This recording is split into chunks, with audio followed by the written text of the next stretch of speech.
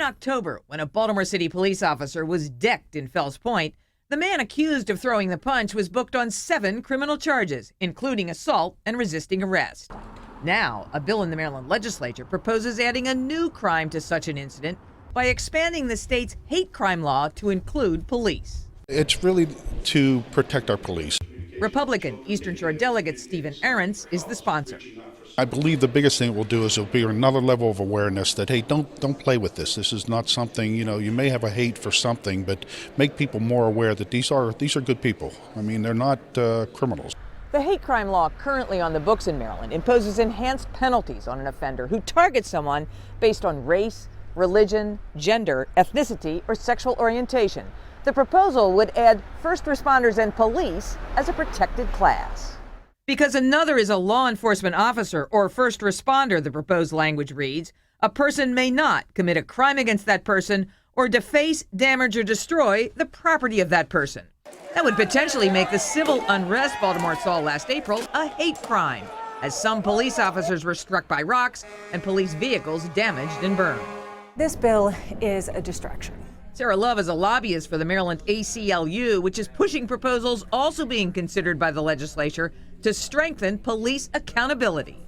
Let's look at the real problem of what's going on in Maryland and what Marylanders need to talk about. It's the videos that are coming out about unconstitutional, biased policing. Let's talk about law enforcement officers not being held accountable for their behavior. Similar bills to extend hate crime protections to police are proposed around the country, supported and encouraged by police unions. In a letter to legislators, Fraternal Order of Police National President Chuck Canterbury writes, the level of violence aimed at law enforcement has escalated in every region of our country and is being fanned by the seething hatred of a small but vocal few. He goes on, there is a very real campaign to terrorize our nation's law enforcement officers.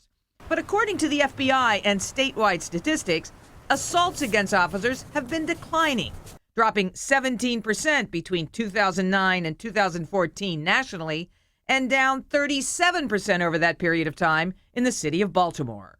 I don't think the bill's necessary. Democrat Delegate Kurt Anderson notes the legislature has already beefed up the crime of assaulting an officer by making it an automatic felony.